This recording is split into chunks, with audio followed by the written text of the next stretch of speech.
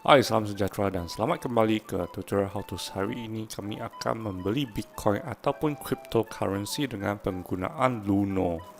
So, apakah itu Luno? Luno adalah cryptocurrency exchange yang pertama di Malaysia dan Luno adalah disenaraikan di bawah Suruhanjaya Security Commission di Malaysia. So, kalau kita tengok website SC Luno Malaysia disenaraikan di bawah SC Malaysia.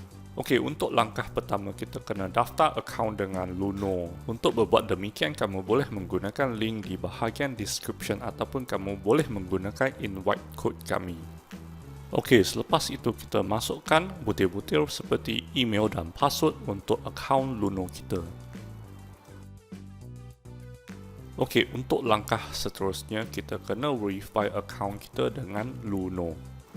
Kita kena upload IC kita, kemudian kita kena upload gambar selfie kita. Pastikan gambar untuk kedua-dua dokumen adalah jelas dan terang. Okey, semasa kita mengambil gambar selfie, pastikan orang yang mengambil gambar selfie itu adalah sama dengan orang di kad pengenalan. Selepas itu kita klik di butang Let's Go.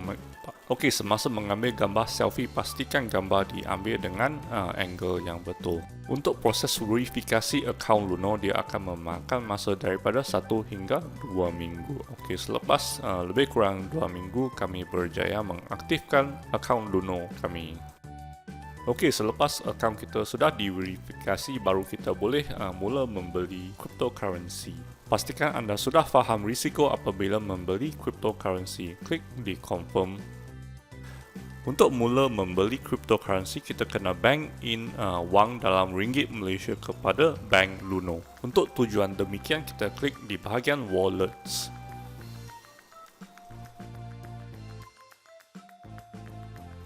Okey, di bahagian wallet ada option untuk buy, sell, send ataupun receive cryptocurrency. Untuk langkah pertama, kita kena bank in local currency iaitu ringgit Malaysia kepada akaun Luno kita. Selepas kita klik di bahagian local currency, dia ada option untuk bank in wang kepada akaun Bank Luno. Kita klik di bahagian deposit. Kemudian kita masukkan amount yang kita hendak deposit ke dalam bank account Luno.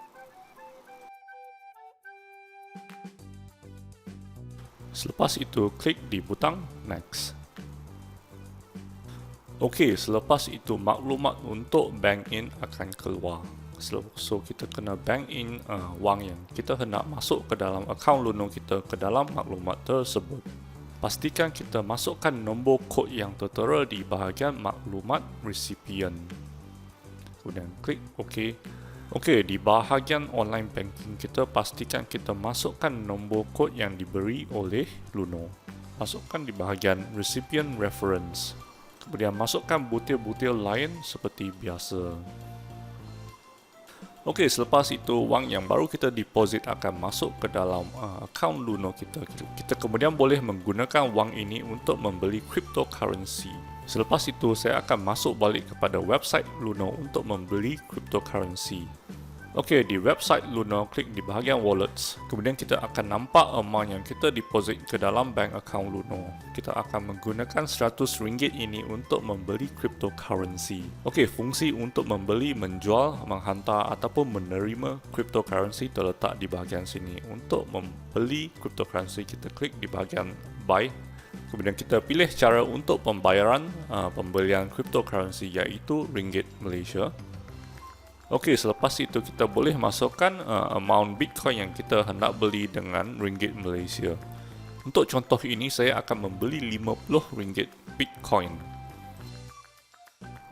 Okey, untuk frekuensi pula kita boleh memilih pembelian secara one-off, daily, weekly ataupun monthly.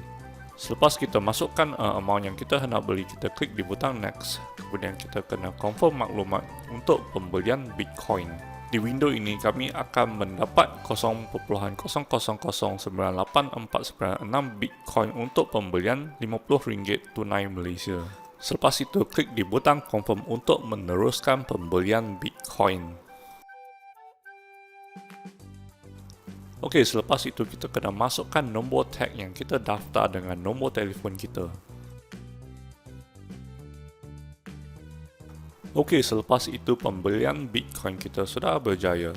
Selepas klik done, dia akan redirect kita masuk kepada main menu Luno.